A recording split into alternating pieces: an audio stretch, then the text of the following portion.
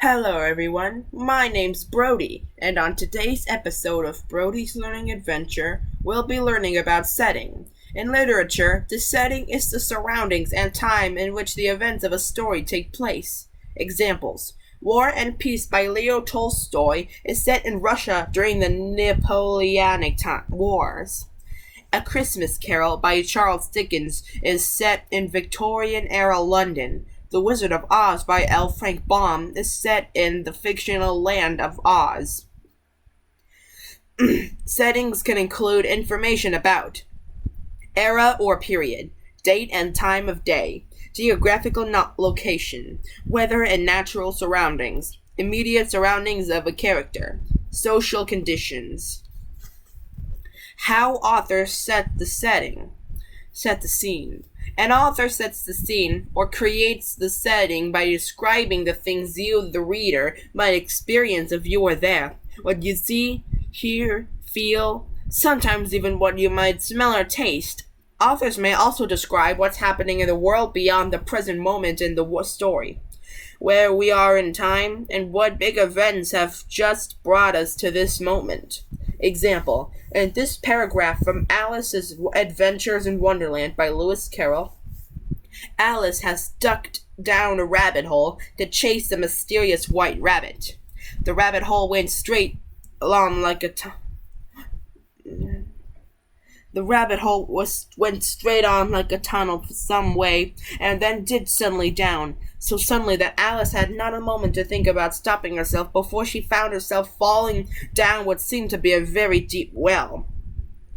Either the well was very deep, or she fell very slowly, for she had plenty of time as she went down to look about her, and to wonder what was going to happen next. First, she tried to look down and make out what she was coming to, but it was too dark to see anything. Then she looked at the sides of the well, then noticed that they were filled with cupboards and bookshelves. Here and there she saw maps and pictures hung up in pegs. What we learn about the setting. The rabbit hole is like a tunnel. It suddenly dips into something like a well. The well is deep. Time appears to move slowly in this world, and it's too dark to see below. The walls are actually shelves filled with things. The description of this setting builds slowly, adding one detail on another. We learn something more from one new sentence, and if one of the details were left out, the rest of the setting wouldn't make much sense. If we heard about the shelves and maps before we knew Alice was falling through a well, they'd just be hanging in thin air. In poetry, writers also build a setting line by line. The setting answers the following three questions. Where does the story take place? When does the story take place? And what are the conditions like in this time and place? Example: I Wandered Lonely as a Cloud by William Wordsworth. I wander lonely as a cloud that floats on higher vales and hills, when all at once I saw a crowd. A crowd of what? A host of golden daffodils. Daffodils must have been the crowd. Beside the lake, beneath the trees, where's the narrator? By the lake under the trees, fluttering and dancing in the breeze. Continuous as the stars that shine, isn't nighttime, and twinkle on the Milky Way. They stretch in never-ending line. The daffodils stretched as far as the narrator can see, along the margin of a bay. Now the narrator is beside a bay. 10,000 saw I at a glance, tossing their heads in sprightly dance. The waves beside them danced, but they, the ocean is nearby now, outdid the sparkling waves in glee. The ocean sparkles more in the sunshine, so it must be daytime. In such a company, I gazed and gazed, just little thought what wealth the show to me had brought. In each stanza, the narrator imagines the perspective of a cloud and describes daffodils in different locations as though he is watching from the sky. In the first stanza, they are by a lake under some trees. In the second stanza, they are beside a bay, and in the third stanza, they are on the seaside. Just in case you didn't know, a stanza is a group of lines that compose the basic segment of a poem. Next, suddenly, we're someplace else. For oft when on my couch I lie, now or the narrator's house, in vacant or in pensive mood, the sitting could even be the narrator's mood. The flesh immense that inward eye, now or inside the narrator's mind, enriches the bliss of solitude, and then my heart with pleasures fills, and dances with the daffodils. In the last stanza, the narrator takes us inside a home, and even further inside his mind and emotions. However, the memory of the daffodils outside returns. The development of the setting changes the whole meaning of the poem. It moves the setting of the whole poem from taking place outside to inside the narrator's mind. The setting's development also changes the time in which the setting can take place. The poem seems to first like a single day, but the narrator tells us it is a memory that can be recalled whenever. Same setting, different description. Different types of text can portray the same setting very differently. Both of these stories are set at bedtime, but they're not at all the same. Examples from Peter Pan by J. M. Barrie. On the night we speak of, all the children were once more in bed. It happened to be Nana's evening off, and Miss Darling had bathed them and sung to them till one by one they had let go her hands and slid away into the land of sleep.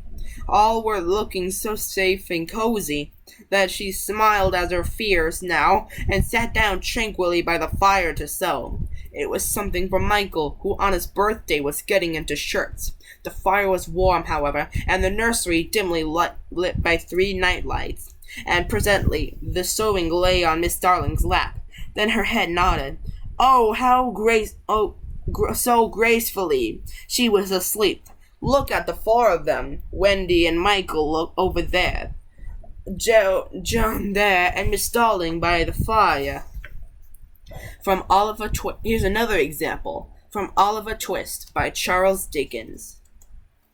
Well, you have come here to be educated and taught a useful trade, said the red-faced gentleman of the high chair. So you'll begin to pick oakum tomorrow morning at 6 o'clock, added the surly one in the white waistcoat, for the combination of both these blessings in the one simple process of picking oakum.